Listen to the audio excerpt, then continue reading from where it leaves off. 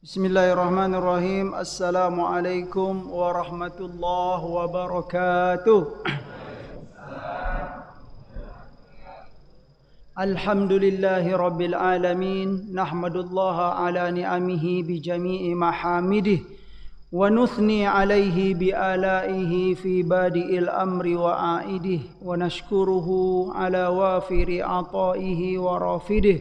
Wa نعترف بلطفه في مصادر التوفيق وموارده وأشهد أن لا إله إلا الله وحده لا شريك له وأشهد أن سيدنا محمدا عبده ورسوله لا نبي بعد اللهم صل وسلم وبارك على نبينا محمد وعلى آله وصحبه أجمعين أما بعد فاللهم سبحانك لا علم لنا إلا ما علمتنا إنك أنت العليم الحكيم ولا حول ولا قوة إلا بالله العلي العظيم ولا حول ولا قوة إلا بالله العلي العظيم. Bersyukur kehadiran Allah Subhanahu wa taala atas segala nikmat yang telah dikaruniakannya kepada kita, kepada kedua orang tua kita dan kepada seluruh hamba yang kita sayangi dalam hidup ini. Salawat dan salam semoga selalu disampaikan oleh Allah Subhanahu wa taala kepada baginda Nabi Muhammad sallallahu alaihi wasallam. Yang mana salawat dan salam tersebut keluar dari lisan kita masing-masing. Karena itu yang seperti gambaran dalam hadis. Bapak Ibu yang dimuliakan oleh Allah Subhanahu wa taala, orang tua kami, para guru, para ustadz yang sempat hadir di majelis yang mulia ini, sekali lagi dengan mengucapkan alhamdulillah. Kami ingin mengingatkan kembali bahwa kalimat alhamdulillah itu adalah kalimat yang sangat mulia, yang sehari-hari sering kita sebut, tetapi mungkin kita belum atau pernah lupa atau memang belum pernah mendengarkan gitu. Salah satu keutamaan kalimat alhamdulillah dalam sebuah hadis disampaikan oleh Rasulullah sallallahu alaihi wasallam, ma an'amallahu ala 'abdin ni'matan fahamidallaha 'alaiha illa kana dzalikal hamdu afdalu min tilkan ni'mah. Jika ada seorang hamba diberi satu nikmat oleh Allah Subhanahu wa taala, kemudian dia memuji Allah Subhanahu wa taala, fahamidallaha 'alaiha, apa yang terjadi kata Nabi? Illa kana dzalikal hamdu afdalu min tilkan ni'mah. Ini sering saya sampaikan di banyak pertemuan ketika muqaddimah sebagai penguat bagi kita. Jadi jika seorang hamba diberi satu nikmat oleh Allah Subhanahu wa taala, kemudian dia mengucapkan alhamdulillah, illa kana dzalikal hamdu afdalu min tilkan ni'mah. Kalimat alhamdulillah yang keluar dari lisan seorang hamba tersebut lebih mulia dan lebih berharga dalam pandangan Allah Subhanahu wa taala daripada nikmat yang ia terima. Coba Pak, nikmat yang kita terima itu kalau menurut kita gedenya minta ampun, berharganya minta ampun, tetapi dalam pandangan Allah kalimat alhamdulillah itu lebih berharga, lebih mulia daripada nikmat yang kita terima. Silakan kita contohkan nikmat-nikmat apa saja yang telah diberikan oleh Allah Subhanahu wa taala. Nikmat kesehatan ya Pak ya.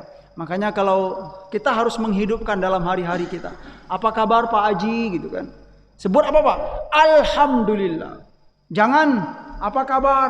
Aman gitu ya. Ya. Apa kabar? Terkendali misalnya. Jangan kalimat itu dulu Pak ya. Sebut langsung alhamdulillah. Atau apa kabar? Siap. Kalau orang yang kalau ada hamba yang banyak masalah, apa kabar? Penuh kesabaran katanya. Ya. Itu sangat mulia Pak. Mungkin kita di WA, di grup-grup tiap hari nyebut alhamdulillah. Itu sangat berharga sekali dalam pandangan Allah Subhanahu wa taala. Kesehatan, umur kita Sudah berapa puluh tahun kita diberi umur oleh Allah Subhanahu wa taala. Itu nikmat yang paling besar sekali. Ucapkan alhamdulillah gitu Pak ya. Kita bisa menyekolahkan anak kita dari kecil sudah sampai selesai kuliah ya Pak ya. Ya, kalau kita pikir berat perjuangan saya misalnya kan.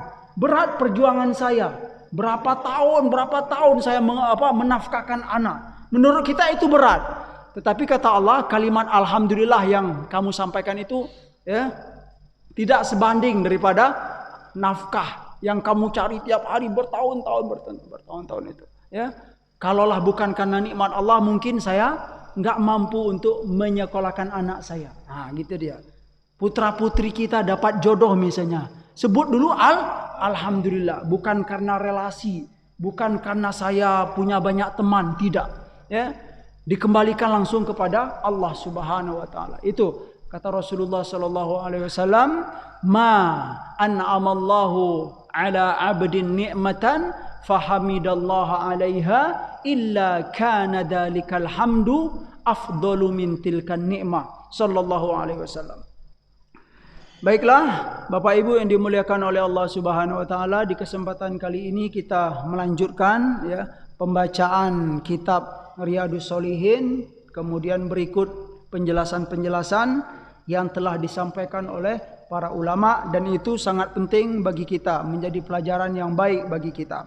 Baiklah, kita hari ini masuk ke bab at-taubah ya. Bab tentang taubat. Qala al-ulama'u at-taubatu wajibatun min kulli dhanbin. Fa in kanatil ma'siyatu bainal 'abdi wa bainallahi ta'ala la tata'allaqu bihaqqin adami falaha thalathatu syurut. Imam Nawawi menyampaikan dalam kitab ini, apa kata beliau? Qalal ulama'u, para ulama telah bersepakat, para ulama telah berkata, ya. Apa kata mereka? At-taubatu wajibatun. Taubat itu wajib min kulli dhanbin. Jadi hukumnya apa, Pak? Wajib, bukan sunnah. Artinya apa? Harus disegerakan, jangan diundur-undur, ya. Kalau kita pernah merasa berbuat salah, segera. Ya, astaghfirullah wa atubu ilaihi, astaghfirullah wa atubu ilaihi, astaghfirullah wa atubu ilaihi. Kapanpun, ya. Jangan diundur-undur. Min kulli dhanbin, ya dari segala dosa, dari segala kesalahan. Terus kata beliau, fa in kanatil ma'siyah bainal 'abdi wa bainallahi ta'ala, jika maksiat tersebut, jika dosa tersebut ya berkaitan dengan hamba dan Allah Subhanahu wa taala, dan dia tidak berkaitan dengan hak-hak manusia, bihaqqin adami, ya, falaha thalathatu syurut. Maka kalau hanya berkaitan dengan Allah Subhanahu wa taala, dosa tersebut berhubungan dengan hak-haknya Allah Subhanahu wa taala, maka syaratnya ada 3 saja. Yang pertama, ahaduha ayyuqli'a anil ma'siyati. Yang pertama, dia harus meninggalkan maksiat tersebut. Ayyuqli' itu kalau bahasanya bukan hanya meninggalkan, tapi hengkang, Pak. Jadi beda dikit, Pak ya. Kalau meninggalkan mungkin agak gimana gitu, agak ramah, tapi kalau hengkang itu memang begitu loh. Hengkang, ayyuqli'. Yuqli' itu ya al-iqla'. Ada kalimat al-iqla' juga, kayak pesawat mau take off itu, Pak. Itu dalam bahasa Arabnya al-iqla'. At-ta'irah taqla'u gitu ya. Dia gitu loh, Pak. Itu dia bahasanya. Ya. Beda. Kalau hanya meninggalkan mungkin gini-gini aja gitu, enggak naik-naik gitu. Tapi kalau itu al-iqla' itu kan begitu dia. Iya, memang kalimat itu dipakai dalam bahasa Arab. Ayyuqli'ah anil ma'siyah, meninggalkan atau hengkang dari maksiat. Yang kedua, ayyan dama ala fi'liha. Dia seorang hamba tersebut harus punya penyesalan. Nah, harus punya penyesalan terhadap dosa yang telah dilakukan. Karena kalau hanya meninggalkan saja tetapi tidak pernah menyesal gitu loh, atau ya begitulah, harus ada penyesalan. Karena kata Nabi itu dalam sebuah hadis, penyesalan itu sudah termasuk taubat. Nah, penting penyesalan itu penyesalan terhadap dari sebuah kesalahan dan kekhilafan. Yang ketiga, ayyazima alla ya'uda ilaiha abadan. Seorang hamba tersebut harus bertekad, ayyazima alla ya'uda ilaiha abadan. Bertekad untuk tidak kembali lagi. Bertekad untuk tidak kembali lagi selama-lamanya. Subhanallah, berat memang, Pak. Ya. Fa in fuqida ahadus thalathati lam tasih taubatuhu. Kata beliau, jika salah satu syarat ini hilang atau tidak tercukupi, maka taubat seorang hamba tersebut tidak sah. Jadi harus lengkap 3 syarat ini. Ya. Dan itu beliau sampaikan qalal ulama. Ya, bisa kita simpulkan ini menjadi sebuah kesepakatan para ulama. Kalau dia berkaitan dengan hak-haknya Allah Subhanahu wa taala, cukup 3 ini.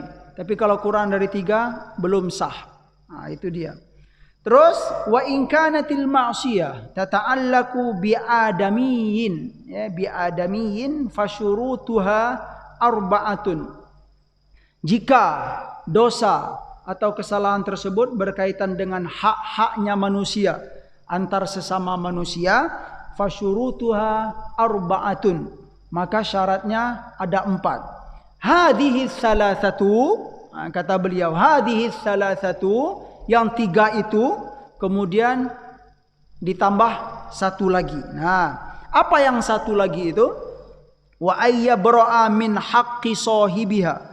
Fa in kanat malan aw nahwahu raddahu ilaihi wa in kanat hadda qadhafin wa nahwahu makkanahu minhu aw talaba afwahu, ya, wa in kanat ghibatan istahallahu minha. Ya.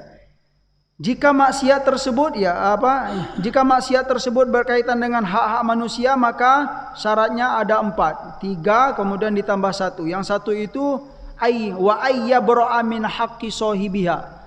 Wa ayyabra'a itu minta rela gitu, minta bersih-bersih gitu, Pak, ya. Dengan yang terkait, ya.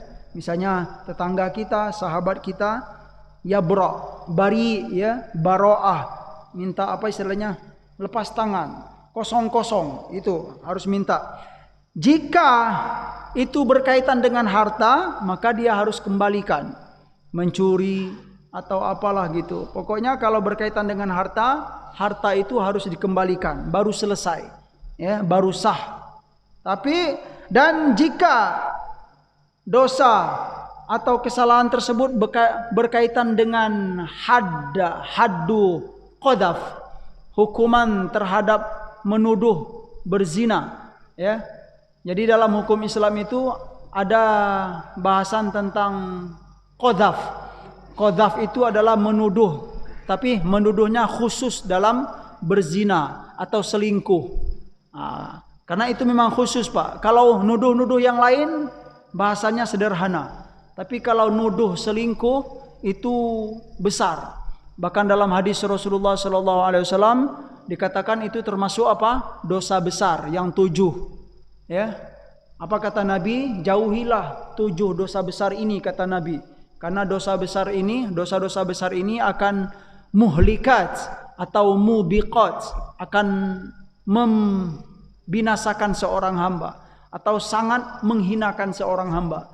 Ya, syirik, kemudian sihir, kemudian bunuh diri, kemudian makan riba, kemudian makan harta anak yatim, kemudian lari dari medan perang, dan yang terakhir wa qadhaful mu'minatil ghafilat, ya kan? Wa qadhaful muhsanatil mu'minatil ghafilat, menuduh seorang muslimah atau seorang muslim ya berbuat selingkuh ya, ini khusus ya, seperti dalam surat An-Nur dikatakan oleh Allah Subhanahu wa taala, qala Allah taala innal ladzina yarmunal muhsanatil ghafilatil mu'minat ya lu'inu fid dunya wal akhirah walahum adzabun adzim. Sesungguhnya orang-orang yang yarmunal muhsanat ya, jadi menuduh selingkuh itu ya atau qadzaf itu dipakai oleh Allah Subhanahu wa taala dengan kalimat yarmun, melempar orang dengan ya merupakan sebuah perbuatan yang jahat sekali gitu loh Pak. Melempar orang-orang yang baik, menuduh orang-orang yang baik ya, al-muhsanat, perempuan yang muhsanat.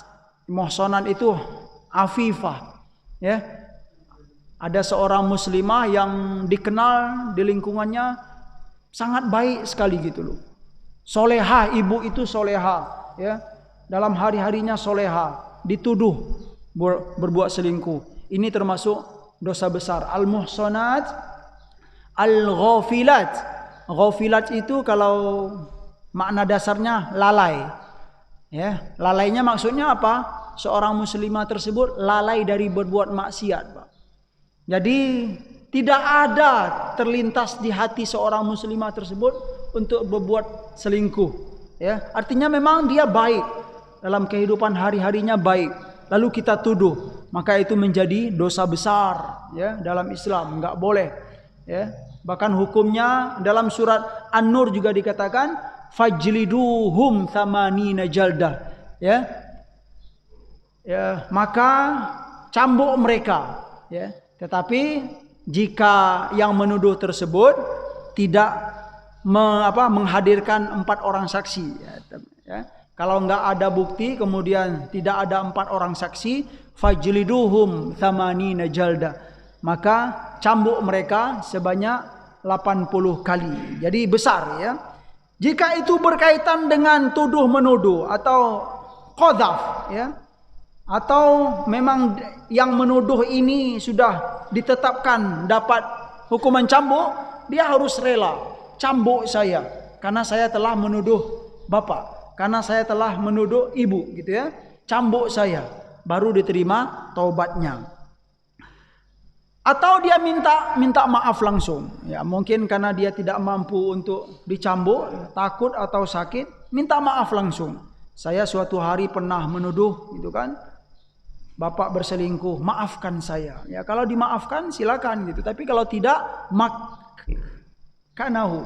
Ya, dalam bahasa ini dia harus apa? Dia harus rela untuk dihukum. Atau kalau dia berkaitan dengan ghibah. Ya, ghibah itu apa, Pak? Menggunjing-gunjing orang itu, Pak ya.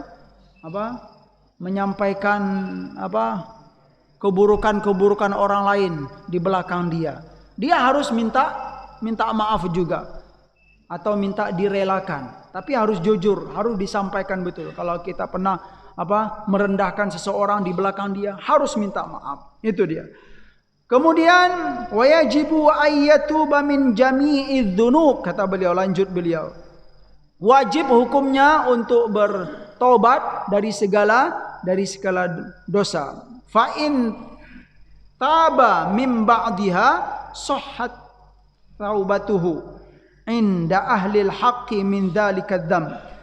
Ya. Wa baqiya alaihil baqi.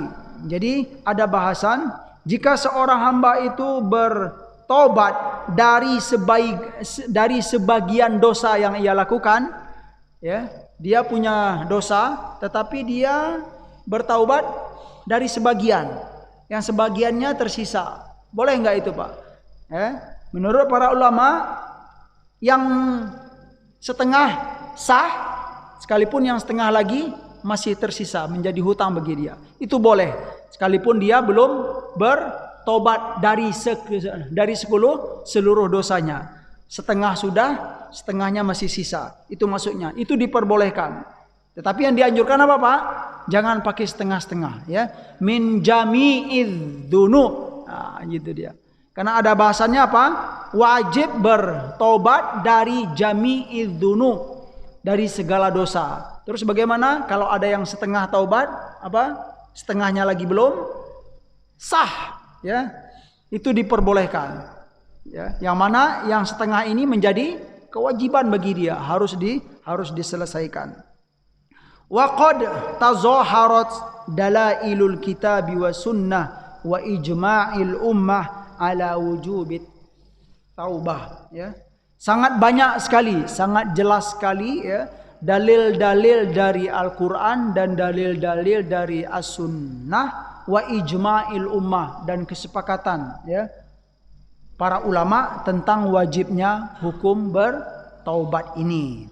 Qala Allah Ta'ala, yang pertama Imam Nawawi mengutip ya dalil yang pertama, qala Allah Ta'ala wa tubu ilallahi jami'an ayyuhal mu'minuna la'allakum tuflihun. Wahai sekalian orang mukmin, orang mukminah, bertaubatlah kalian kepada Allah Subhanahu wa taala ya. Bertaubatlah kalian. Semoga kalian termasuk hamba-hamba yang beruntung. Ini dia. Hamba-hamba yang berhasil dan hamba-hamba yang sukses dalam hidup ini. Kalau kita ingin merenungkan, mungkin ya sangat baik sekali ayat ini Bapak Ibu. Mungkin ada seorang hamba yang pernah gagal ya, pernah gagal dalam suatu urusan atau proyek atau sebuah prestasi, dia tidak mampu ya. Mungkin kita selama ini menganggap mungkin karena ini, mungkin karena belum siap atau kurang ini, kurang ini. Tetapi jarang kita melirik ya, mungkin saya belum pernah saya belum bertaubat kepada Allah Subhanahu wa taala. Karena ini poin penting dalam hidup kita. Kenapa saya belum berhasil? Kenapa saya gagal terus? Kenapa dagang saya begini terus gitu kan? Enggak pernah naik, enggak pernah itu ya. Tolong kita coba kita praktekkan gitu loh. Ya, dari sekian banyak poin-poin yang biasa kita lihat gitu loh. Coba kita lihat ini ya. Mungkin karena saya belum bertaubat kepada Allah Subhanahu wa taala. Poin ini penting. Karena kata Allah Subhanahu wa taala, la'allakum tuflihun gitu loh. Dengan kembali kepada Allah, dengan bertaubat kepada Allah Subhanahu wa taala, la'allakum tuflihun, agar kalian berhasil, sukses gitu loh. Ini poin ya, yang barangkali sangat bagus sekali untuk kita praktekkan dalam kehidupan kita.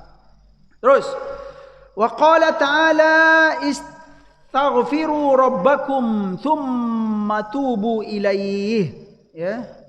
Yang pertama tadi dalam surat An-Nur, yang kedua ini dalam surat Hud. Istaghfiru rabbakum thumma tubu ilaih. Beristighfarlah kepada Allah Subhanahu wa taala, minta ampunlah kepada Allah Subhanahu wa taala, kemudian bertaubatlah kalian kepadanya ya. Istighfar itu sudah identik dengan bertaubat kepadanya ya. Wa qala ta'ala, yang ketiga beliau mengutip ya dalam surat At-Tahrim. At-Tahrim, qala ta'ala ya ayyuhalladzina amanu tubu ilallahi taubatan nasuha ya. Bertaubatlah kepada Allah dengan sebenar-benarnya bertaubat, taubatan nasuha ya. Itu dalil penguat ya. Dan ya tentu kalau sudah ada dalil-dalil ya yang dikuatkan dalam Al-Qur'an ya, kita tidak ragu lagi. Baik, berikutnya hadis-hadis tentang ya anjuran dan wajibnya bertaubat kepada Allah Subhanahu wa taala. Hadis yang pertama, wa an Abi Hurairah radhiyallahu anhu qala sami'tu Rasulullah sallallahu alaihi wasallam yaqul wallahi inni la astaghfirullah wa atubu ilaih fil yaumi aktsara min sab'ina marrah, ya. Dari Abu Hurairah radhiyallahu anhu, beliau berkata, aku mendengar Rasulullah sallallahu alaihi wasallam bersabda, yaqulu, beliau berkata, beliau mengucap, wallahi, kata Nabi sallallahu alaihi wasallam, demi Allah, aku beristighfar kepada Allah dan bertaubat kepadanya, ya, fil yaumi, setiap hari itu, di suatu hari atau setiap hari, ya, aktsar min sab'ina marrah, ya, lebih dari 70 kali. Astaghfirullah wa atubu ilaihi, astaghfirullah wa atubu ilaihi. Itu yang disebut oleh Nabi kita, ya. Aku minta ampun kepada Allah dan aku bertaubat kepadanya. Aku minta ampun kepada Allah dan aku bertaubat kepadanya. Itu Rasulullah sallallahu alaihi wasallam, lebih dari 70 kali. Bapak Ibu yang dimuliakan oleh Allah Subhanahu wa taala, ya. Terus bagaimana dengan kita, ya Pak ya? Bagaimana dengan kita yang, ya, kalau dibandingkan dengan Rasulullah gitu. Kalau Rasulullah bagaimana Pak?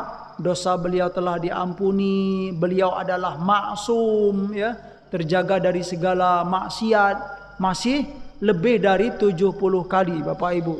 Yang kita, ya, yang sering lalai, yang belum rajin sholat malam, yang belum banyak beribadah apa-apa gitu, tentu harus lebih lagi. Astaghfirullah wa atubu ilaihi. Memang begitu Pak, ya. Saya sering sampaikan, berzikir itu memang harus diucapkan gitu Pak, ya. Astaghfirullah wa atubu ilaihi. Duduk di depan rumah, ya, ketika kita ngopi pagi Pak, ya, baca zikir astaghfirullah wa atubu ilaihi, astaghfirullah wa atubu ilaihi. Nah, terus ada juga sebagian kaum muslimin, ya, beranggapan misalnya gitu kan, orang-orang berzikir begitu tuh misal astaghfirullah wa atubu ilaihi, gimana la ilaha illallah, la ilaha illallah. Itu gaya orang sufi katanya misalnya kan. Perkaranya bukan masalah sufi atau tidak gitu. Yang penting berzikirnya itu loh. Jangan sampai kita sebagai kaum muslimin dan muslimah, ya, karena alergi dengan gaya-gaya sufi, ya Pak ya. Gaya-gaya sufi itu saya gimana gitu. Karena nggak suka dengan orang sufi, lalu kita meninggalkan apa? Zikir. Rugi, keliru gitu loh. Ya. Sufi itu tidak semuanya buruk gitu ya Pak ya. Memang perlu kita apa? Akui gitu ya. Ada di kelompok-kelompok sufi itu yang tidak paham betul dengan ajaran Islam, ya, yang belum mengerti tentang hukum Islam. Memang ada kelompok-kelompok sufi, ya, yang berlebih-lebihan misalnya, memang ada, tapi jangan disamakan semua gitu, ya. Orang sufi kemudian wah nggak benar orang sufi itu. Orang sufi itu suka berbuat bid'ah. Jadi saya kalau yang berkaitan dengan sufi-sufi semuanya nggak mau gitu ya. Sampai zikir gaya sufi pun saya nggak suka. Rugi lah, ya kan? Zikir memang harus disampaikan kata Nabi Shallallahu Alaihi Wasallam, harus dipraktekkan. Sekalipun orang sufi banyak melakukan itu, ya. Tetapi kita bukan melihat gaya orang sufinya, tetapi mengambil perintah berzikirnya gitu loh. Ya. Saya berani menyampaikan ya, tidak semua orang sufi itu bodoh, ya Pak ya. Banyak ya. Kelompok apa? Para ustadz, para doktor, para profesor ya yang apa masuk ke kelompok-kelompok sufi atau tarekat-tarekat itu, mereka alim ya, hafal Al-Qur'an, hafal ribuan hadis, banyak. Saya telah melihat sendiri ya. Di Mesir itu sangat banyak sekali. Jadi saya enggak bisa mengatakan gitu ya sufi itu jelek semua gitu ya. Sufi itu buruk semua. Sufi itu ahli bid'ah, tidak. Nauzubillah. Banyak ya di antara mereka yang memang hafal Al-Qur'an, kemudian hafalan Al-Qur'annya itu dipraktekkan langsung dalam sholat malam, Pak. Begitu. Itu kelompok sufi. Saya pernah ngikut, betul gitu ya. Saya pernah ngikut Qiyamul Lail di bulan Ramadan. Ya, di bulan Ramadan, 10 terakhir bulan Ramadan, yang mana masjid tersebut imamnya itu seorang yang suka dengan dengan amalan-amalan sufi, tetapi sufinya yang mana gitu, bukan sufi yang bodoh ya, bukan sufi yang jahil, tetapi sufi yang alim ya. hafal Al-Quran, hafal ribuan hadis, ya qiyamul lail, ya. Apakah kita dengan melihat karena dia termasuk orang sufi, kemudian kita tidak mau qiyamul lail dengan dia gitu loh. Rugilah gitu. Ya, karena memang itu yang disampaikan, yang dicontohkan oleh Rasulullah Sallallahu Alaihi Wasallam. Ya. Jadi, dan para ulama mengatakan, nanti kita bacakan satu hadis lagi. Jadi kalau dalam hadis ini lebih dari 70 kali saya beristighfar kepada Allah dan bertaubat kepadanya, sehari itu lebih dari 70 kali. Nah, itu Bapak Ibu yang dimuliakan oleh Allah Subhanahu wa taala. Dalam hadis yang kedua, wa'an al-Aghar bin Yasar al-Muzani radhiyallahu anhu qala Rasulullah sallallahu alaihi wasallam, ya ayyuhan nas tubu ila Allah wastaghfiruh fa inni atubu fil yaumi mi'ata marrah. Ya, dalam hadis ini, hadisnya sahih semua, Pak ya. Yang pertama tadi rawahul Bukhari wa Ahmad, yang kedua rawahu Muslim wa Ahmad, ya, hadisnya sahih. Hadis yang kedua ini dari Al-Aghar bin Yasar Al-Muzani radhiyallahu anhu qala Rasulullah sallallahu alaihi wasallam. Ya, beliau berkata, Rasulullah sallallahu alaihi wasallam bersabda, ya ayyuhan nas, kata Nabi, wahai sekalian manusia, bertaubatlah kepada Allah Subhanahu wa taala, wastaghfiruh, dan minta ampunlah kepadanya. Astaghfirullah, itu dia. Fa inni atubu fil yaumi mi'ata marrah. Sesungguhnya aku, ya, bertaubat kepada Allah Subhanahu wa taala satu hari itu berapa kali? 100 kali. Jadi dalam hadis yang pertama lebih dari 70 kali, dalam hadis yang kedua ini 100 kali. Para ulama mengatakan bilangan yang ada dalam hadis itu bukan berkaitan dengan penetapan. La yata'allaqu bit tahdid. Ya, bahasanya itu bukan bukan berkaitan dengan pembatasan, tetapi maknanya adalah kathrah. Nah, itu dia. Makna hadis tersebut apa? Memperbanyak. Ya, Nabi menyebutkan itu ya karena beliau membiasakan itu, tetapi makna sebenarnya bukan pembatasan. Ya, hanya 70 saja, hanya 100 saja tidak, tetapi apa? Para ulama menyimpulkan ini maknanya adalah memperbanyak. 100 kali kita beristighfar tiap hari gitu, atau 200 kali, atau subhanallah, ya. Kalau kita membiasakan setiap hari, ada hamba yang 1000 kali beristighfar, sangat bagus sekali. Kathrah maknanya adalah memperbanyak. Bapak Ibu yang dimuliakan oleh Allah Subhanahu wa taala. Ya. Lughatul hadis. Nah, jadi kita melihat dari dua hadis ini ada bahasan sedikit tentang bahasa. Astaghfiru itu maknanya adalah meminta ampun, meminta maghfirah kepada Allah Subhanahu wa taala dalam bahasa Arab. Jadi dia ada makna meminta, Pak. Meminta keampunan dari Allah Subhanahu wa taala. Jadi astaghfirullah, saya minta ampun kepada Allah, minta maghfirah kepada Allah Subhanahu wa taala. Wa hiya safh, ya, as-safhu anidz dzambi, maknanya adalah kemaafan dari Allah Subhanahu wa taala. Wa aslul ghafri as-sitru. Nah, secara bahasa makna ghafar itu adalah as-sitr. Sitir itu apa istilah, Pak? Ya, penutupan atau pembatasan atau penghalangan. Maksudnya apa? Kalau kita meminta ampun kepada Allah, kemudian Allah Subhanahu wa taala memberi maghfirah kepada kita, itu maknanya adalah as-sitir. Sitir itu ya ditutupi oleh Allah Subhanahu wa taala, ya. Aib-aib kita, dosa-dosa kita, itu makna asal dari kalimat ghafar. Para ulama menyampaikan yaitu as-sitir. Ghafar itu adalah sitir. Ya, Allah tutupi gitu ya kekurangan kita, dosa-dosa kita, aib-aib kita, sehingga dengan tertutupnya dosa kita itu kita masih punya wibawa dalam hidup ini. Nah, itu dia keampunan dari Allah Subhanahu wa taala. Tapi kalau kita berbuat dosa kemudian tidak pernah meminta ampun kepada Allah, berarti kita tidak ditutupi oleh Allah Subhanahu wa taala. Artinya apa ya? Kalau aib-aib kita diketahui oleh orang semua, tentu kita enggak akan menjadi hamba yang mulia dalam kehidupan hari-hari ini. Semua kita pasti banyak dosa, Pak. Nah, cuman karena kita istighfar kepada Allah, Allah tutupi ya kesalahan dan dosa kita tersebut. Kemudian poin-poin yang ingin kita sampaikan bahwa istighfar kemudian bertaubat kepada Allah Subhanahu wa taala itu memang sangat dianjurkan oleh Allah dan Rasulnya. Kemudian sebagai contoh tadi bagaimana Rasulullah sallallahu alaihi wasallam seorang hamba yang maksum ya, dan sebaik-baik hamba kemudian beliau bertaubat dan beristighfar kepada Allah Subhanahu wa taala ya lebih dari 70 kali ta'liman li ummatihi. Ini sebenarnya untuk apa? Mengajarkan kepada umat beliau ya.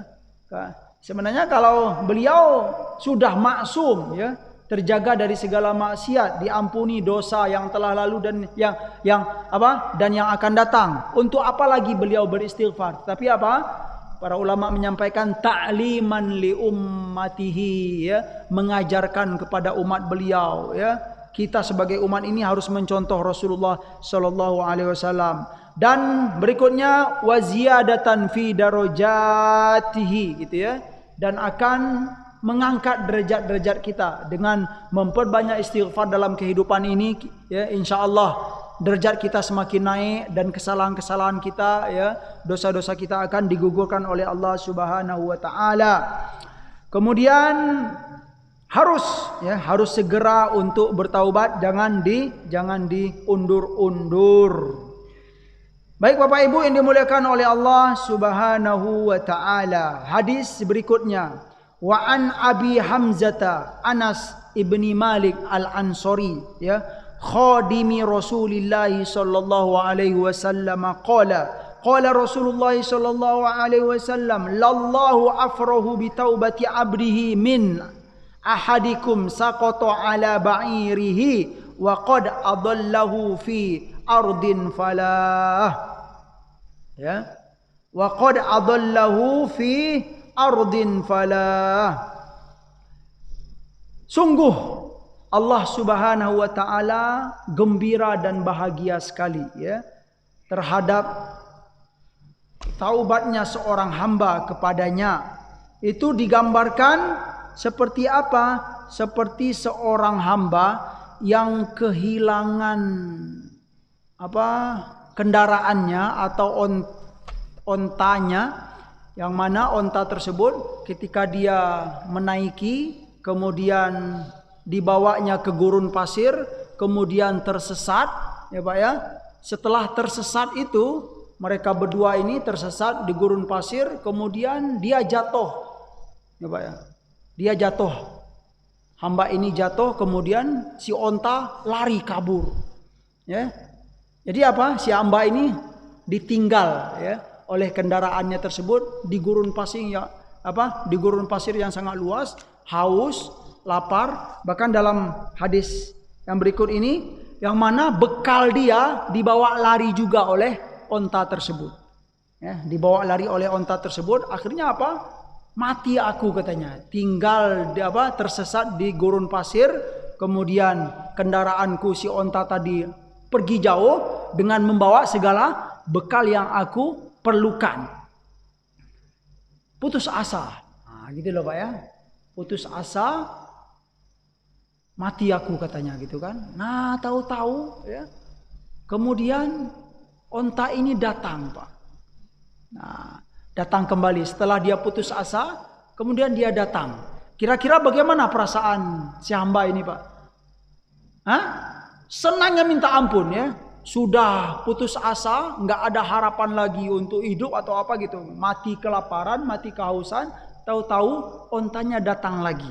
Ya, gembiranya minta ampun ya. Kemudian kata Rasulullah SAW, baiknya kita bacakan hadis ya yang kedua biar penguat, karena dia beda riwayat, beda narasi. Wa fi riwayati Muslim, dalam riwayat Muslim, kalau yang di atas tadi riwayat Bukhari, yang kedua ini riwayat Muslim. Lallahu ashaddu farahan bi taubati 'abdihi hina yatubu ilaihi min ahadikum kana ala rahilatihi bi ardin fala fanfalatat minhu wa 'alaiha ta'amuhu wa sharabuhu fa aysa minha fa ata syajaratan fad toja'a fi dhilliha wa qad aysa min rahilatihi fa bainama huwa kadhalika idza huwa biha qa'imatan indahu fa akhadha bi khisamiha thumma qala min shiddatil farah Allahumma anta abdi wa ana rabbuka akhta'a min shiddatil farah. Rawahu Muslim. Jadi seperti yang kita sampaikan tadi, ada seorang hamba yang berpergian dengan ontanya, kemudian pergi ke padang pasir, kemudian ditinggalkan, tersesat jauh gitu, nggak tahu lagi jalan mau kembali atau mau ke depan, nggak tahu lagi, kemudian dia tersesat dan jatuh, ya. Sedangkan bekalnya itu dibawa oleh onta juga gitu ya. Akhirnya dia putus asa dan segala macam. Kemudian kata Nabi SAW, beginilah gambaran gembiranya Allah Subhanahu Wa Taala, bahagianya Allah Subhanahu Wa Taala saat seorang hamba bertaubat kepadanya, yaitu seperti orang yang tersesat tadi, kemudian putus asa, kemudian saat putus asa tadi, ya, datang lagi, datang. Kemudian si hamba tadi memegang mulut onta tadi gitu Pak ya. Gitu. Dengan bahagianya, kamu datang lagi gitu. Saya sudah putus asa. Saat dia gembira tersebut, dia berkata, dia berdoa kepada Allah Subhanahu wa taala. Apa doanya? Allahumma anta abdi wa ana rabbuk. Apa doanya, Pak? Ya Allah, Engkau adalah hambaku dan aku adalah Tuhanmu.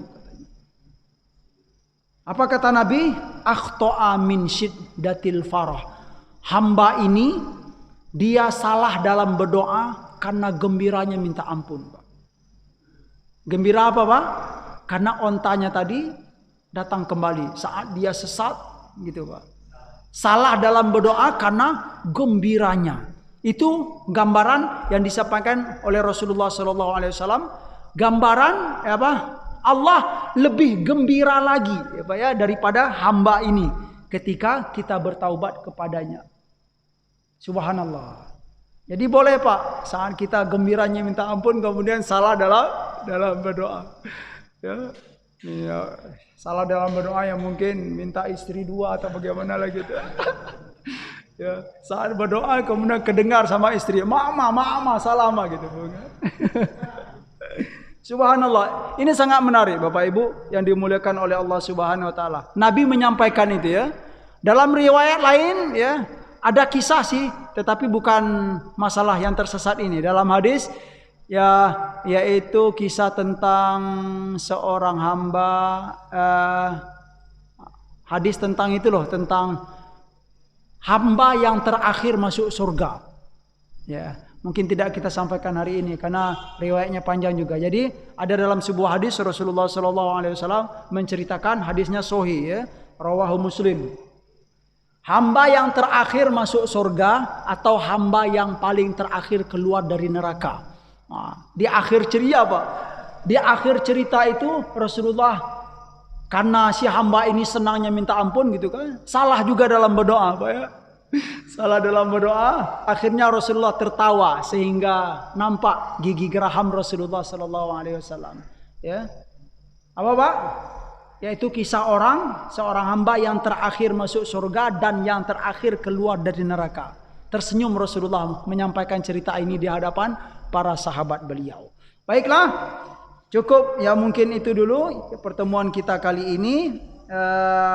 Ayat-ayat sudah kita sampaikan, hadis sudah kita sampaikan 1, 2, 3, 4 hadis di pagi hari ini. Semoga ini bermanfaat bagi kami yang menyampaikan dan buat kita semua yang mendengarkan. Ya, subhanakallahumma wa bihamdika asyhadu an la ilaha illa anta astaghfiruka wa atubu ilaik. Alhamdulillah. Silakan bertanya. Rasanya tidak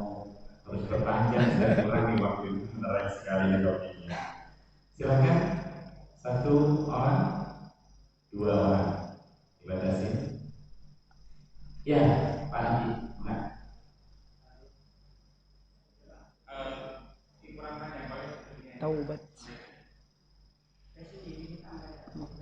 Anta abdi wa ana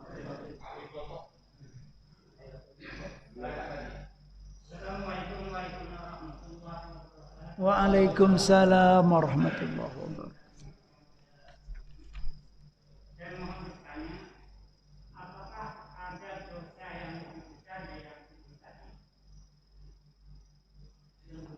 Dari apa, Pak?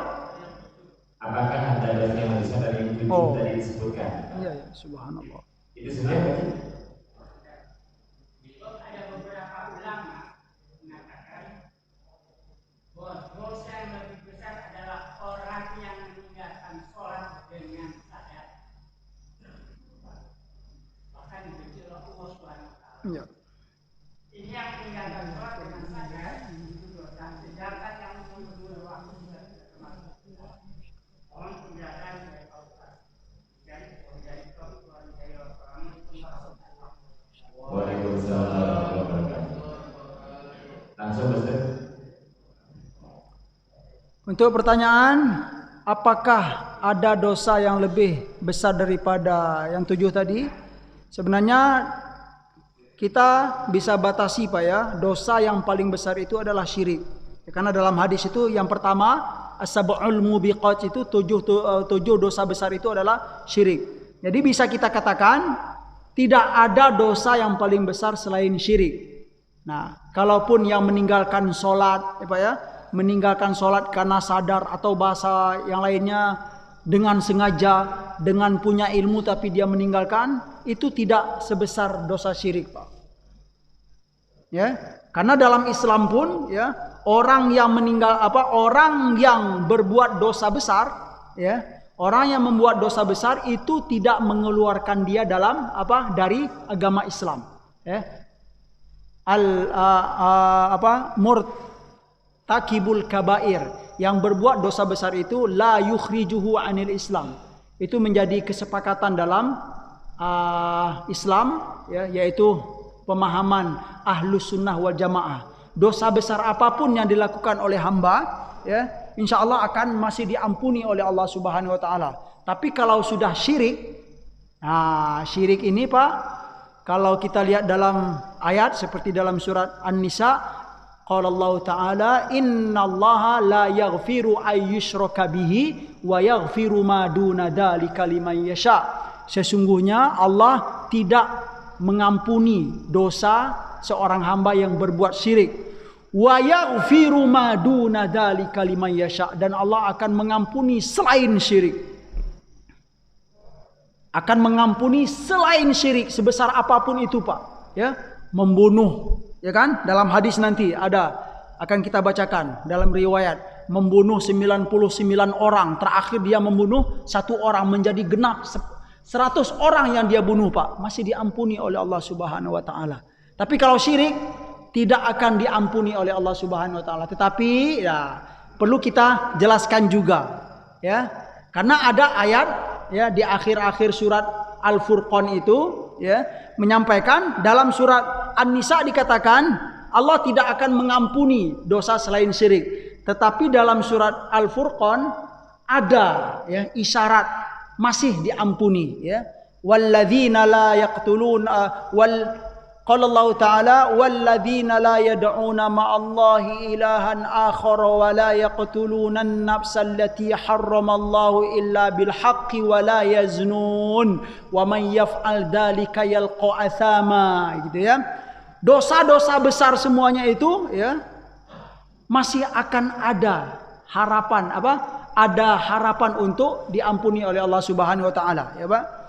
Ya, karena kecuali kata Allah Subhanahu wa taala dalam lanjutan ayat tersebut, kecuali hamba-hamba yang bertaubat. Dosa-dosa besar berbuat syirik. Nah, di sini dalam surat Al-Furqan ini walladzina la yad'una ma'allahi ilahan akhar, ya. Ini berbuat syirik, Pak. Ya, berbuat syirik ada harapan illa man taba wa amana wa amila sholihah. Jadi dalam surah Al-Furqan dosa syirik pun, ya, pasti akan diampuni juga oleh Allah Subhanahu wa taala, Nah, Tetapi bagaimana penjelasannya? Selagi dia masih mau bertaubat sebelum mati.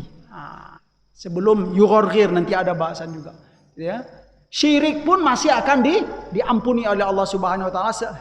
Kapan? Selagi dia bertaubat sebelum ajal menjemput. Nah, jadi apa? Di antara dua ayat ini sebenarnya tidak ada pertentangan, ya. Cuman ada sedikit penjelasan saja, ya.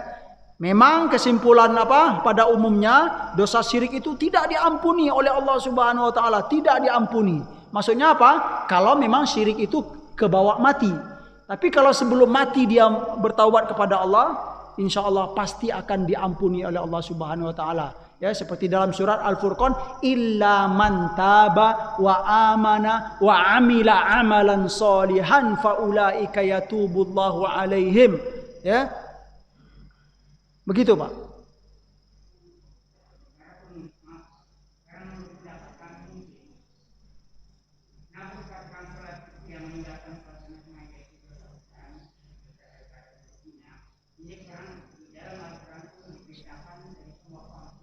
Apa?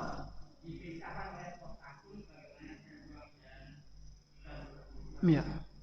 Namun kalau diri kan kemauan pribadi, seseorang mencari kekayaan atau menyembah kuburan, ini mungkin yang mampu berkata itu biasa. Karena kita Allah tidak dilaksanakan bagaimana. Ya. Saya ingin menguatkan juga, Pak. Sebenarnya kalau kita lihat dalam hadis, barang siapa yang meninggalkan sholat dengan sengaja, apa kata Nabi? Faqad kafar. Ya, Pak ya. Orang yang meninggalkan sholat dengan sengaja, dia tahu itu wajib. Kata Nabi apa? Faqad kafar. Sungguh dia telah kafir. Tetapi Pak, makna kafir di sini bukan kafir al-aqidah, tidak. Nah, jadi dia dalam penjelasan hadis itu juga ada gitu. Kafir itu ada kafir aqidah, ada kafir perbuatan. Para ulama mengatakan meninggalkan sholat dengan sengaja itu tidak sampai ke kemana? Ke kafir al-aqidah. Tetapi kafirnya hanya sebatas perbuatan. Itu tadi ya cocok sekali dengan apa kesepakatan para ulama Ahlus Sunnah wal Jamaah. Dosa apa pelaku dosa besar dalam Islam itu tidak sampai mengeluarkan dia ke dari Islam tersebut. Sekalipun ada hadis Nabi apa tadi faqad kafar. Sungguh dia telah kafir, tapi kafirnya bukan keluar dari Islam. Kafirnya kafir perbuatan saja gitu, Pak. Bagaimanapun tidak ada dosa besar yang lebih besar daripada syirik, ya. Allah akan mengampuni selain syirik, ya, apapun bentuknya. Begitu, Pak, kesimpulan. Baik, Pak Haji. Masih Bapak ada pertanyaan, silakan Pak Haji. Siapa? Pak Ardi. Pak Ardi. Waalaikumsalam warahmatullahi wabarakatuh.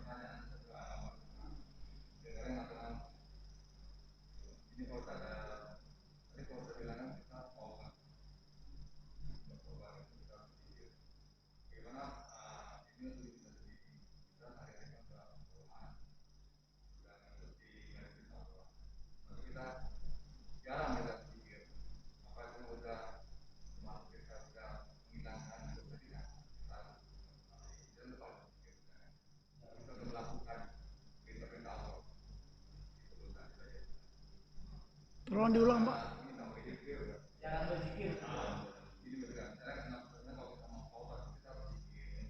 Iya ya, diucapkan Pak ya.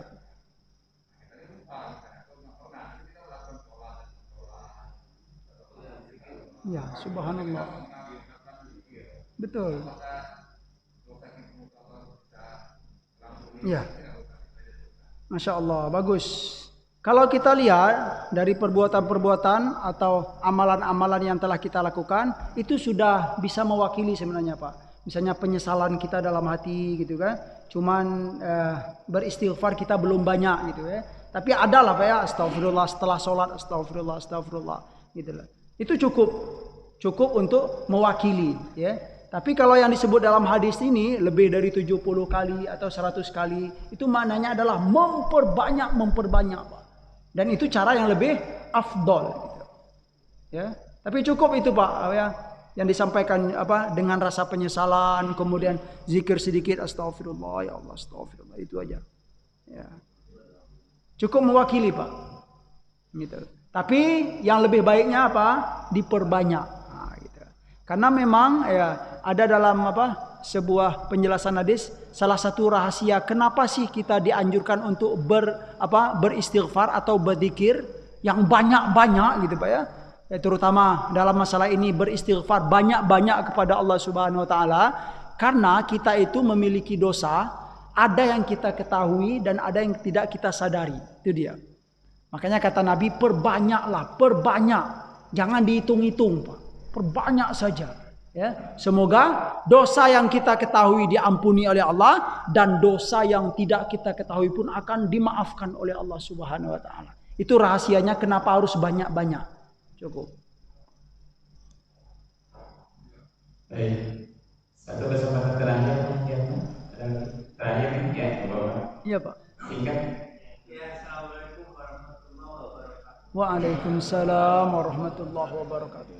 Indikasi dari orang yang obatnya tidak diterima, apakah dia memang sakitnya menanggung terus menerus sampai ajal menjemput? Nah. Cukup itu Pak? Ya.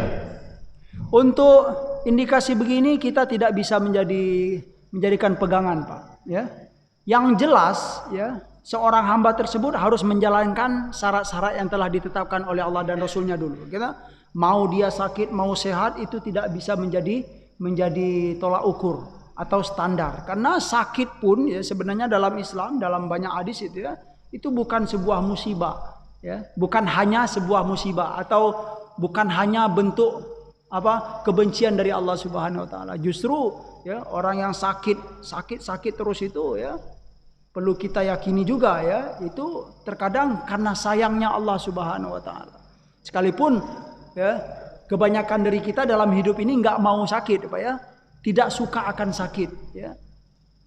Nauzubillah, memang kita dianjurkan minta ya, diajarkan oleh Rasulullah SAW, baca tiap hari kata Nabi, Allahumma inni as'alukal afwa wal afiyah fid dunya wal akhirah. Ya Allah, hamba memohon kepadamu kemaafan dan kesehatan yang sempurna ya Allah, dunia dan di akhirat. Itu dianjurkan oleh Nabi. Tapi kan nggak semua hamba yang begitu. Ada hamba yang sakit sederhana, ada hamba yang sakit sedang-sedang, ada hamba yang sakit ringan, dan ada hamba yang sakit berat sekali yang rasanya nggak tega melihat itu. Tetapi ingat, kalau kita baca hadis-hadis Nabi gitu ya, ada sebuah hadis Pak, ya hadisnya sahih gitu ya. Di akhirat nanti ya, orang-orang yang sehat di dunia ini Pak, yang nggak pernah sakit, di akhirat nanti mereka cemburu. Cemburu kepada siapa? Hamba yang selama di dunia itu diberi oleh Allah Subhanahu wa taala sakit dan dia sabar. Diberi kelebihan di akhirat nanti Pak. Seorang hamba yang sakit dan dia sabar ya. Yang mana kelebihan diberi oleh Allah di akhirat itu membuat orang-orang yang enggak pernah sakit di dunia ini cemburu Pak. Kok kenapa kami tidak diberi oleh Allah seperti dia ya? Gitu. Jadi kita nggak bisa jadi ukuran Pak ya, apa diterima atau ditolaknya taubat seorang hamba itu salah satunya apa misalnya karena sakit menahun, tidak, ya nggak bisa. Yang jelas seorang hamba kalau dia sudah melakukan syarat-syarat ya, meninggalkan maksiat, kemudian menyesali, kemudian tidak berjanji, bertekad untuk tidak kembali lagi. Kemudian kalau dia berkaitan dengan sesama manusia dia minta maaf, sudah gitu. Kewajibannya untuk bertaubat sudah terpenuhi dan Allah insya Allah akan menerima, dan sakit tadi tidak bisa lagi kita jadikan sebagai indikator bahwa taubatnya tidak diterima oleh Allah Subhanahu wa taala. Wallahu a'lam. Hanya Allah yang mengetahui segala hakikatnya, Pak. Baik Bapak-bapak semuanya, hanya waktu saja yang berisi kita. Nanti kalau ada yang kurang-kurang bisa sambil ramah-ramah sama Kak Ustaz di Islam di sebelah kanan.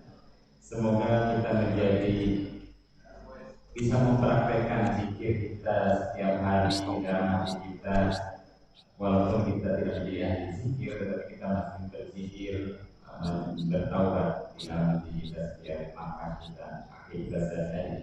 Demikian, mari kita tutup lagi dengan doa kafaratul masjid. Subhanallahumma wa bihamdika asyhadu an la ilaha illa anta astaghfiruka wa atubu ilaik.